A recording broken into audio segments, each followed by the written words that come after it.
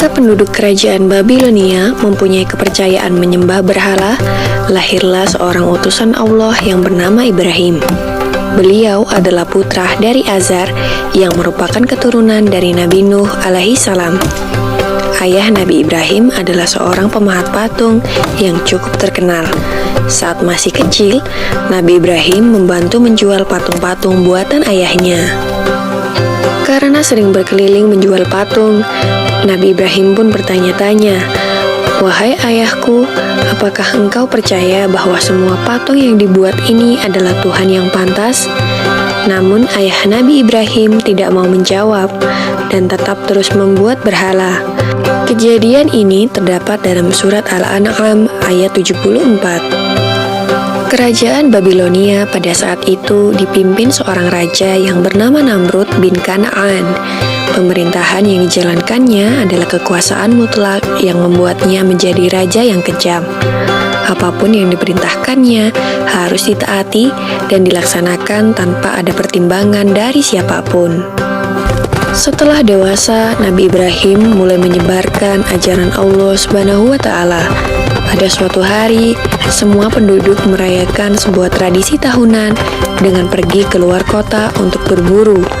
Nabi Ibrahim juga diajak oleh ayahnya. Namun kali ini Nabi Ibrahim menolak dengan alasan sakit. Nabi Ibrahim kemudian pergi untuk menghancurkan patung-patung berhala yang berada di tempat ibadah dengan menggunakan sebuah kapak. Semua patung-patung berhala itu dihancurkan tanpa ada yang tersisa kecuali patung yang paling besar. Nabi Ibrahim lalu meletakkan kapaknya di depan patung tersebut. Ketika para penduduk kembali, mereka sangat terkejut melihat patung sesembahannya hancur berkeping-keping. Mereka akhirnya mencurigai seseorang yang tidak ikut dalam acara perayaan. Dipanggillah Nabi Ibrahim untuk diadili, yang disaksikan oleh seluruh penduduk Babilonia.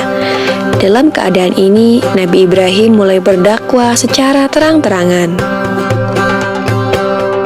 Dalam pengadilan itu, terjadilah percakapan antara Nabi Ibrahim dan Raja Namrud. Diawali dengan Raja Namrud yang bertanya kepada Nabi Ibrahim, "Siapakah yang menghancurkan patung-patung ini?" Nabi Ibrahim pun menjawab, "Bukan aku. Patung besar itulah yang menghancurkannya." Raja Namrud dengan geram kembali berkata, "Mana mungkin patung itu bisa bergerak dan memegang sebuah kapak, sedangkan untuk berbicara saja dia tidak mampu." Disinilah kecerdikan Nabi Ibrahim dalam berdakwah. Dengan tegas beliau menjawab, "Jika engkau tahu bahwa patung itu tidak bisa bergerak, bahkan berbicara saja ia tidak mampu, mengapa kalian semua menyembahnya?"